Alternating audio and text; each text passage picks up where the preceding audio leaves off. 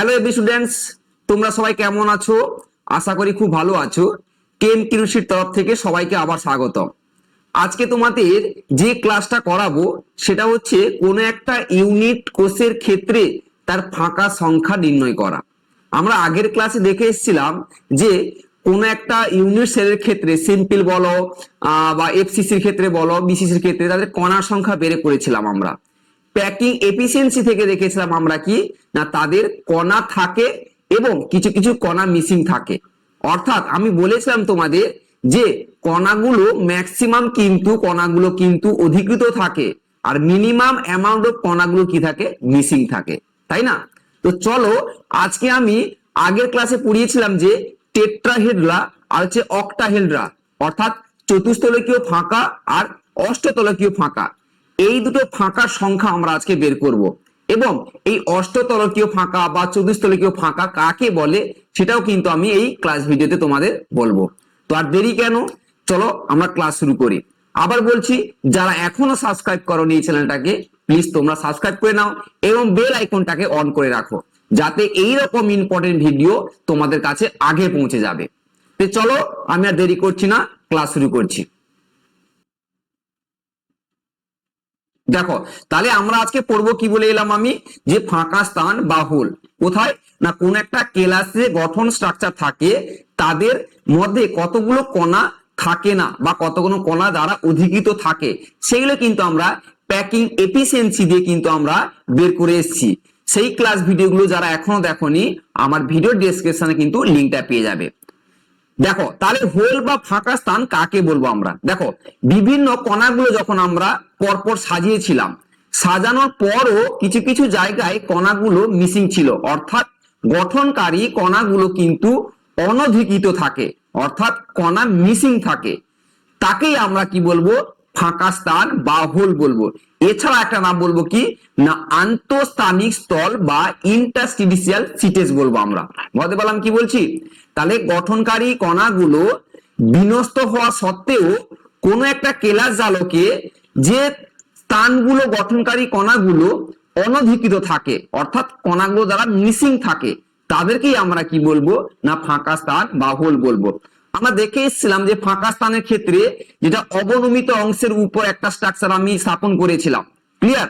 তো সেই যে ফাঁকা স্থান দুভাবে এসেছিল আমরা দেখেছিলাম, একটা দেখিয়েছিলাম কি না চতুস্তলকীয় ফাঁকা, আরেকটা বলেছিলাম কি অষ্টতলকীয় ফাঁকা।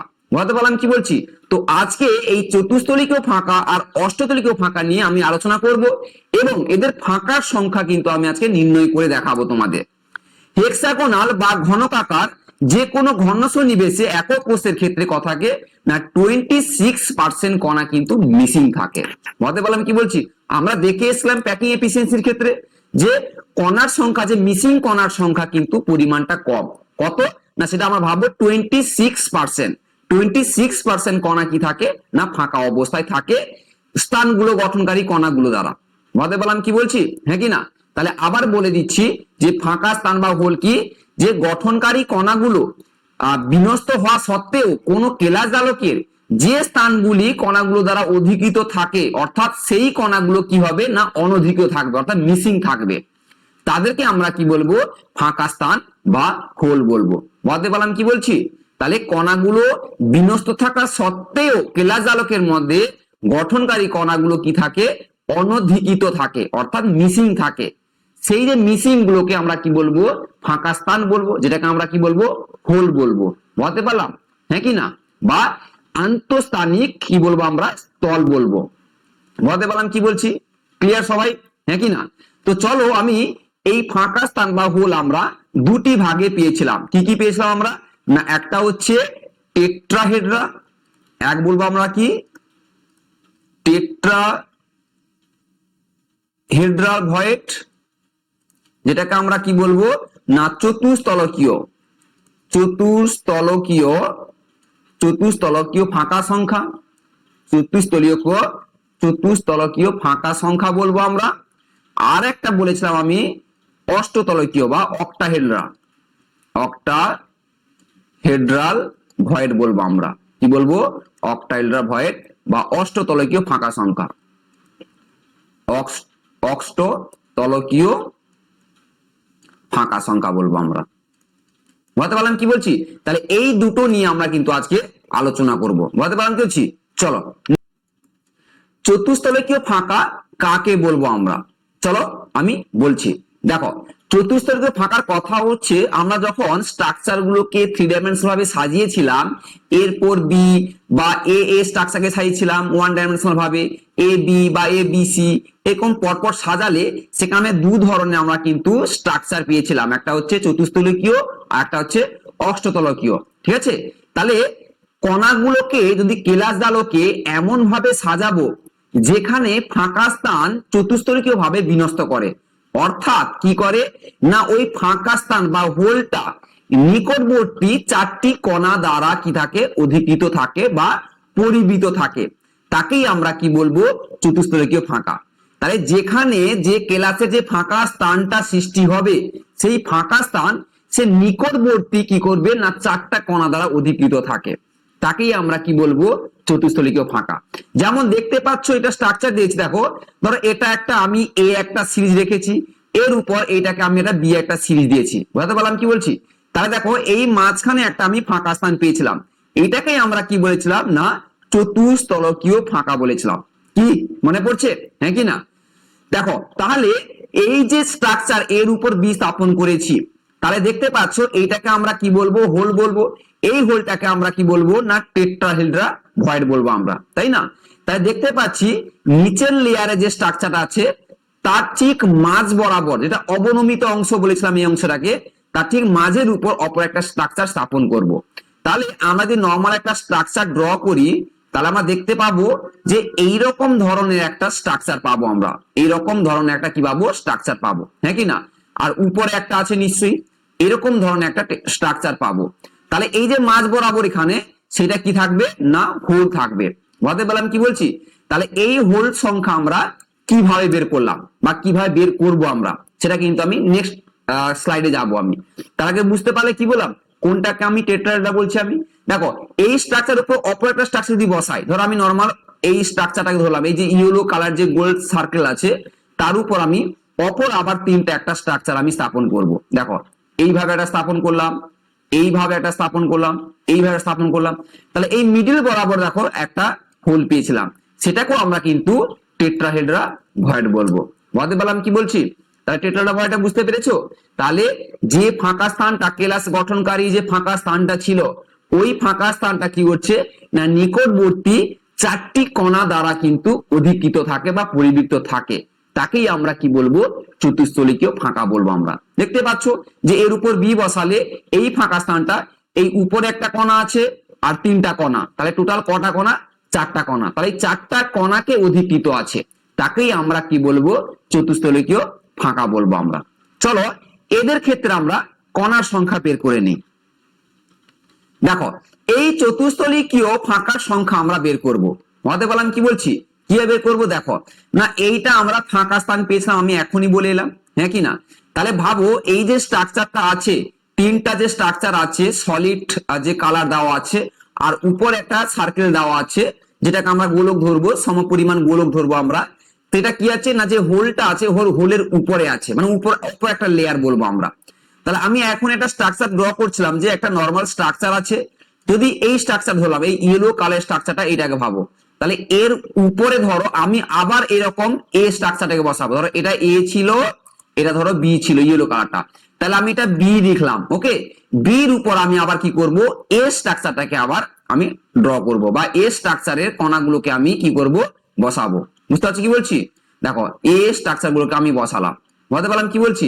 তাহলে এখানে দেখতে পাচ্ছি যে এই যে হোলটা, এই হোলটা ম্যাক্সিমাম কটা কণা দ্বারা অধিকৃত আছে হোলটা। তাহলে দেখো উপরের একটা কণা, একই রকম সেম নিচের একটা কণা। কি বললাম বুঝতে পেরেছো তো? তাহলে কণার সংখ্যা কত হবে না, কণার সংখ্যা হবে মানে ফাঁকা সংখ্যা, কণার সংখ্যা বলবো না এখানে, যেহেতু ফাঁকা সংখ্যা বের করছি আমরা, ফাঁকা সংখ্যা দিয়ে এক্সপ্লেন করছি। তাহলে এখানে ফাঁকা দিয়ে বলবো আমরা। তাহলে এখানে ফাঁকা সংখ্যা কি পেলাম আমরা, কি পেয়েছি ফাঁকা সংখ্যা এখানে, তাহলে 2 পাবো আমরা ফাঁকা সংখ্যা। তাহলে ফাঁকা সংখ্যা পেলাম আমরা ফাঁকা সংখ্যা কত পেলাম আমরা 2। কারণ কি না বলে দিলাম আমি, দেখো এই যে বিটা, এই বির উপর আবার এটাকে আমি স্থাপন করেছি, তাহলে ভাবো এই ফাঁকা সংখ্যার উপরে একটা আছে, হ্যাঁ কি না? একই রকম এই ইয়েলোটা এর নিচে মানে বির নিচে, এই যে এ যে আছে এর নিচে আবার ধরো বি বসাও, তখন আবার নিচে একটা কোণা থাকবে এরকম, তাহলে উপরে একটা কোণা নিচে একটা কোণা, তাহলে মাঝখানে একটা ফাঁকা সংখ্যা, তাহলে ফাঁকা সংখ্যা দ্বারা অধিকৃত কত হচ্ছে? দুটো কোণা দ্বারা। তাহলে এখানে আমরা ফাঁকা সংখ্যার কত বলবো আমরা? 2 বলবো আমরা। বুঝতে পারলাম কি বলছি? তাহলে চতুস্তলিকীয় ফাঁকা সংখ্যার কত পেলাম আমরা? 2 পেলাম। দেখো যদি 3 ডাইমেনশনাল ভাবে ভাবি, যে কোনো হেক্সাগোনাল ক্ষেত্রে বা ঘনাকার ক্ষেত্রে, সিপিবির ক্ষেত্রে চতুস্তলিকীয় ফাঁকা সংখ্যা কিন্তু কি থাকবে না দ্বিগুণ হয়, আমরা এখনই বললাম। তাহলে যদি কোনো একটা কণার সংখ্যা যদি n হয়, তাহলে চতুস্তলিকীয় ফাঁকার সংখ্যা কত হবে? নিশ্চয়ই 2n হবে। এইগুলোর পর দিয়ে কিন্তু ম্যাথ আসে প্রচুর, এই চতুস্তলিকীয় ফাঁকা সংখ্যার উপর প্রচুর কিন্তু ম্যাথ দেয়। তোমাদের ম্যাথের একটা এক্সট্রা আমি অবশ্যই ক্লাস দিব তোমাদের। বুঝতে পারলাম কি বলছি, হ্যাঁ কি না? তাহলে কণার সংখ্যা বুঝতে পারলে, তাহলে দেখতে পাচ্ছি আমরা এর উপর যখন বি স্ট্রাকচারটাকে বসালাম, তখন একটা ভয়েডের উপর স্ট্রাকচার বসিয়েছিলাম। একই রকম এই যে এ স্ট্রাকচারটা আছে তিনটা, তার নিচে আবার একই রকম বি বসাবো, এই বিটাকে নিচে বসাবো। তাহলে এই ভয়েডটা দুটো কণা দ্বারা কি হচ্ছে? অ্যাটাচমেন্ট আছে। তাহলে এখানে ফাঁকার সংখ্যা কত বেরোবে? নিশ্চয়ই দুটো কণাকে যেহেতু অ্যাটাচমেন্ট আছে, তাহলে কি ভাববো? এখানে ফাঁকার সংখ্যা কত আছে? 2 আছে। বুঝতে পারলাম কি বলছি, হ্যাঁ কি না? ক্লিয়ার? আর যদি চতুস্তলে ফাঁকার সংখ্যা যদি আমরা n ধরি, বা যে কোনো কণার সংখ্যা যদি n ধরি, তাহলে সেক্ষেত্রে চতুস্তলিকীয় ফাঁকার সংখ্যা কত হবে? 2n হবে। কারণ আমরা ফাঁকার সংখ্যা বের করলাম আমরা কত? 2 বের করলাম। বুঝতে পারলাম নিশ্চয়ই? প্লিজ তোমরা কিন্তু কমেন্ট বক্সে কমেন্ট করো যে তোমরা বুঝতে পেরেছো কিনা। ক্লিয়ার? চলো এবার আমরা যাব নেক্সট অষ্টতলকীয় ফাঁকা বা অক্টাহেড্রাল ভয়েড। অক্টাহেড্রাল ভয়েড বা অষ্টতলকীয় ফাঁকা সংখ্যা বের করব। দেখো কোন কেলাসের গঠনকারী যে কণাগুলোর যে ফাঁকা স্থান বা ভয়েড পেয়েছিলাম, তারা যদি নিকটবর্তী 6টি কণা দ্বারা পরিবৃক্ত থাকে বা অধিকৃত থাকে, তাকে আমরা কি বলবো? অষ্টতলকীয় ফাঁকা বলবো আমরা। বুঝতে পারলাম কি বলছি? আবার বলছি যে কেলাসের গঠনকারী কণাগুলোর যে ফাঁকা স্থান পেয়েছিলাম, সেই ফাঁকা স্থান যদি নিকটবর্তী 6টা কণা দ্বারা যদি অধিকৃত থাকে, তাকে আমরা কি বলবো? অষ্টতলকীয় ফাঁকা। দেখতে পাচ্ছ আমি ফার্স্ট একটা লেয়ার আমি এ দিয়েছি, সেকেন্ড একটা লেয়ার আমি বি দিয়েছি। তাহলে এই যে মাঝখানে একটা ভয়েড পেয়েছি, এইটাকে আমরা কি বলেছিলাম না অক্টাহেড্রা। অক্টাহেড্রা ভয়েড বলেছিলাম আমরা, হ্যাঁ কি না? আগের ক্লাসে আমি বলেছিলাম এখানে, হ্যাঁ কি না? তাহলে অক্টাহেড্রা বুঝতে পারলে কি বলছি? তাহলে এ বি উপর বি, তাহলে এ বির উপর বি চাপালে যে ফাঁকা স্থানটা পাচ্ছি আমরা, সেটাকে আমরা কি বলবো? অক্টাহেড্রা ভয়েড বলবো। যদি আমি নরমালি একটা স্ট্রাকচার এঁকে দেখাই, তাহলে বুঝতে পারবে এইভাবে স্ট্রাকচার কিন্তু থাকে। অর্থাৎ অষ্টতলকীয় ফাঁকা সংখ্যার ক্ষেত্রে আমরা দেখব যে 6টি কিন্তু শীর্ষবিন্দু থাকে, এবং 6টা শীর্ষবিন্দুতে কিন্তু 6টা কিন্তু কণা দ্বারা অধিকৃত থাকে। দেখো এরকম থাকবে, একই রকম এইভাবে থাকবে। তাহলে দেখো আমি নিচের দিকে আবার একটা স্ট্রাকচার রাখছি, এই যে নিচের দিকে, তাহলে একই রকম কি হবে? এরকম একটা অষ্টতলকীয় ফাঁকা আকার থাকবে। বুঝতে পারলাম কি বলছি? মানে 4 কোণে 4টা, উপর আর নিচ। বুঝতে পারলাম? 4 কোণায় 4টা কোণা থাকবে আর উপর নিচ। তাহলে এই যে মাঝখানে যে ভয়েডটা থাকবে, এটা কি ভয়েড বলবো আমরা? একে কি বলবো আমরা? ভয়েড বলবো আমরা। এই ফাঁকা স্থানটা কি হচ্ছে না নিকটবর্তী 6টা কণা দ্বারা। দেখো এই যে একটা কণা, দুটো কণা, 3টা কণা, আর উপরে একই রকম এই যে সার্কেল গুলো আছে হোয়াইট কালারের, তাহলে সেই সার্কেল গুলো দেখতে পাচ্ছি 3টা, আর নিচে 3টা এ বি। তাহলে মাঝখানে যে ভয়েডটা পেয়েছি, ফাঁকা স্থান কি হচ্ছে না ওই 3টা, অর্থাৎ 3 3 6টা কণা দ্বারা অধিকৃত আছে, তাকে আমরা কি বলবো? অক্টাহেড্রা ভয়েড বলবো। বুঝতে পারলাম নিশ্চয়ই, হ্যাঁ কি না? প্লিজ তোমরা কমেন্ট বক্সে কমেন্ট করো। দেখো এই অষ্টতলকীয় ফাঁকার ক্ষেত্রে আমরা তার কণার সংখ্যাও বের করে নিতে পারবো। আমরা দুভাবে আমরা বের করতে পারি। খুব ইম্পর্টেন্ট একটা, এই অষ্টতলকীয় ফাঁকা স্থান কিভাবে বের করা হয়, খুব ইম্পর্টেন্ট। খুব মন দিয়ে কিন্তু ক্লাসটা তোমাকে দেখতে হবে, ভিডিও ফার্স্ট থেকে লাস্ট পর্যন্ত। ক্লিয়ার? দেখো এবার দেখো এই কেলাস জালের ক্ষেত্রে অষ্টতলকীয় ফাঁকার সংখ্যা আমরা দেখে এসেছিলাম কার ক্ষেত্রে না টেট্রাহেড্রার ক্ষেত্রে দেখেছিলাম, অর্থাৎ যেটা বললাম আমরা যে চতুস্তলের ফাঁকার ক্ষেত্রে দুটো ভয়েড পেয়েছিলাম, অর্থাৎ ফাঁকার সংখ্যা কত পেয়েছিলাম? 2 পেয়েছিলাম। তো অষ্টতলিকীয় ফাঁকার ক্ষেত্রে কণার সংখ্যা কত পাবো আমরা? বের করে নিই। দেখো অষ্টতলিকের ক্ষেত্রে আমরা দেখতে পাচ্ছি এই মিডল ধরো ফাঁকা স্থান, এটা কি বলবো আমরা? ভয়েড আছে। বুঝতে পারলাম কি বলছি? দেখো এই যে চারটা কণা অর্থাৎ ফেসে একটা একক কোষের ক্ষেত্রে এই যে চারটা ফেস থাকে, একক কিউবিক কেস, তাই না, বা কিউবিক একক কোষ বলবো আমরা। সেই কিউবিক একক কোষের ক্ষেত্রে আমরা দেখেছিলাম যে ছটা ফেস ছিল। তাহলে ছটা ফেসে যদি আমি এইভাবে ড্র করি, ছটা ফেস সাথে এরকম যদি ড্র করি, দেখতে পাচ্ছ নিশ্চয়ই এরকম যদি ড্র করে নিই আমি, তাহলে একই রকম একটা অক্টাহেড্রালের বা অষ্টতলিকীয় ফাঁকার একটা স্ট্রাকচার পেয়ে গেছি আমরা, হ্যাঁ কি না? বুঝতে পারলাম কি বলছি? তো সেক্ষেত্রে এই ভয়েড আছে। তাহলে এখানে নিকটবর্তী যে ছটা শীর্ষ ছিল, ছটা শীর্ষে দেখো একটা করে কণা আছে, যেই কণাগুলো কিন্তু একটা একক কোষের ফেসে পড়ছে। বুঝতে পারলাম কি বলছি? তো এই যে প্রত্যেকটা অর্থাৎ একটা একক কোষের জন্য অক্টাহেড্রা ফাঁকার সংখ্যা কিন্তু কত হবে না 1 হবে। বুঝতে পারলাম কি বলছি? তাহলে অষ্টতলিকীয় ফাঁকার সংখ্যা একটা ইউনিট অর্থাৎ একক কোষের জন্য তার ফাঁকার সংখ্যা কত হবে 1। অষ্টতলীয় ফাঁকার সংখ্যা একটা ইউনিট সেলের জন্য। বুঝতে পারলাম কি বলছি? যদি একই রকম আমি এই স্ট্রাকচারটাকে যদি আমি এই যে কিউবিক স্ট্রাকচারটা পেয়েছি, এই স্ট্রাকচার যদি চারটা ভাবে আমি সাজিয়ে দিই, কি বললাম বুঝতে পেরেছো তো? অর্থাৎ চারটা একক কোষের কমন পড়বে, অর্থাৎ চারটা একক কোষের সমান পড়বে। অর্থাৎ আমি একটা স্ট্রাকচার এঁকে ছোট করে দেখাচ্ছি, এখানে বুঝতে পারবে। ধরো এইরকম একটা স্ট্রাকচার আমি আঁকছি, এইটাকে আমি চারটা ভাগে ভাগ করে দিব আমি, তাহলে বুঝতে পারবো আমরা যে কিভাবে এটাকে ভাঙা হচ্ছে বা চারটা ভাবছি। দেখো এই বরাবর যদি কেটে দাও একটা, একই রকম এই বরাবর কেটে দাও, আবার এই মিডল বরাবর কেটে দাও, তাহলে আমরা দেখো চারটা এরকম একটা স্ট্রাকচার পাবো, এরকম চারটা কিন্তু একটা স্ট্রাকচার পাবো। তাহলে এই চারটা স্ট্রাকচারের জন্য তাদের যে ভয়েড কত, একটা একটা করে ভয়েড পাবো, এই প্রত্যেকের জন্য একটা একটা ভয়েড পাবো। তাহলে এদের অবদান কত হবে, ফাঁকা সংখ্যা, মিডিলে একটা ফাঁকা সংখ্যা থাকে, তাহলে এদের অবদান কত হবে, 1/4 অবদান হবে, হ্যাঁ কি না? বুঝতে পারলাম কি বলছি? তাহলে এই যে স্ট্রাকচারটা আমি ইউনিট সেল বা একক কোষ পেয়েছিলাম, তাদের যে ফেসে থাকে যে কণাগুলোকে, তাদের যদি আমি এরকম ড্র করে নিই, তাহলে আমরা অক্টাহেড্রা একটা স্ট্রাকচারের ন্যায় স্ট্রাকচার পাচ্ছি, যেখানে দেখতে পাচ্ছি সেন্টার বা মিডিলে একটা কিন্তু ফাঁকা স্থান থাকে, তাই না? এবং নিকটবর্তী দেখো ছটা শীর্ষে ছটা কিন্তু কণা আছে, দেখতে পাচ্ছি আমরা, হ্যাঁ কি না? তাহলে এখানে বুঝতে পারলাম আমরা যে একটা একক কোষের ক্ষেত্রে তার অষ্টতলীয় ফাঁকার সংখ্যা কত পেলাম আমরা 1, কারণ একটাই ভয়েড আছে। যদি আমি এই স্ট্রাকচারকে একই রকম স্ট্রাকচার যদি আমি চারটা পরপর বসাই এরকম, তাহলে প্রত্যেকটা ইউনিট কোষের জন্য বা একক কোষের জন্য আমরা কত পেয়েছিলাম, কণার সংখ্যা 1 পেয়েছিলাম। তাহলে চারটার জন্য ফাঁকার সংখ্যা কত পাবো, অবদান 1/4 অংশ পাবো আমরা, হ্যাঁ কি না?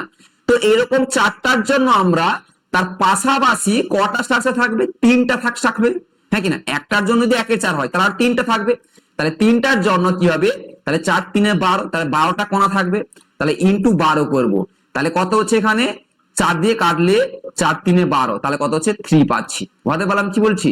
তাহলে আমরা চারটা ইউনিট কোষ যদি পরপর বসিয়ে দিই, সেক্ষেত্রে তার অষ্টতলীয় ফাঁকার সংখ্যা কত হবে না, আমরা সেন্টারে একটা আমরা পেয়েছিলাম কি, একটা কোষ পেয়েছিলাম, অর্থাৎ একটা ফাঁকা সংখ্যা পেয়েছিলাম, অর্থাৎ দেহ কেন্দ্র বলবো আমরা 1 প্লাস এখানে তিনটা ইউনিট সেলের জন্য অর্থাৎ চারটা যে পরপর স্ট্রাকচার বসিয়েছিলাম তার জন্য কত পেয়েছিলাম 3 পেলাম, তাহলে কত বসি টোটাল 4।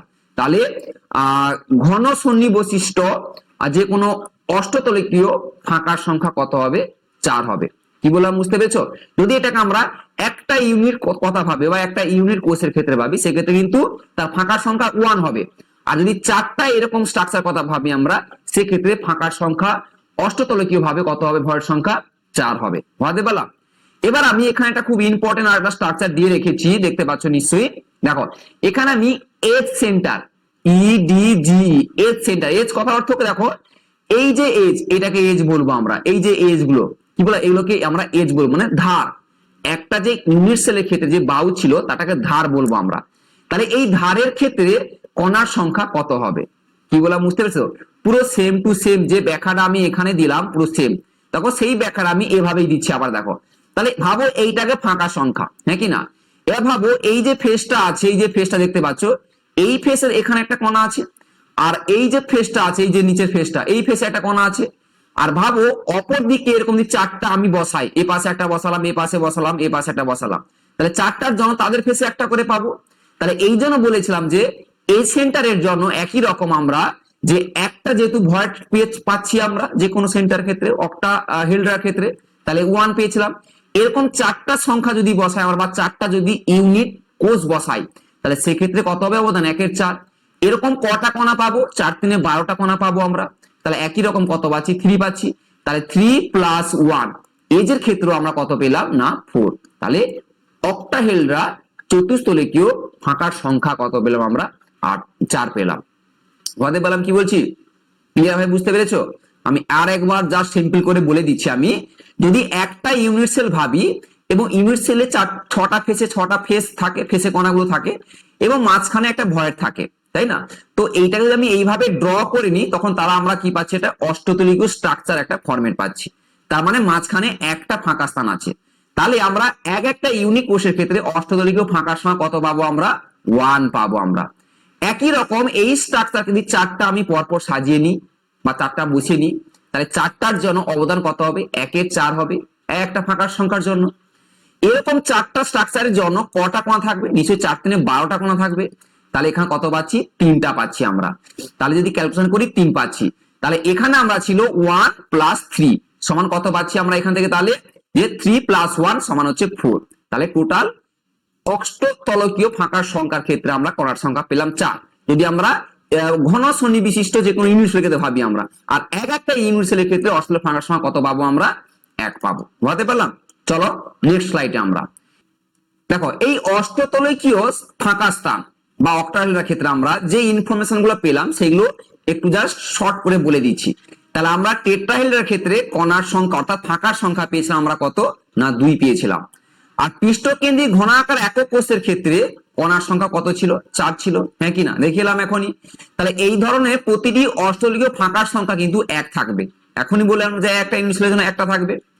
তাহলে ঘনাকার সনবিশিষ্ট বা সিসিপি বলবো আমরা, সেক্ষেত্রে হেক্সাগোনাল বা এইচসিপি বলবো আমরা, তার জন্য ফাঁকার সংখ্যাও কিন্তু 1 হবে, কারণ একটা ইউনিট সেলের ক্ষেত্রে। তাহলে এইচসিপি বা সিসিপি তাদের কণার সংখ্যা যদি n হয়, তাহলে উক্ত সন্নিবেশে মোট অষ্টতলীয় কণার সংখ্যা কত হবে, n হবে। বুঝতে পারলাম? একটাই হবে ফাঁকা সংখ্যা, ফাঁকা সংখ্যা একটাই হবে।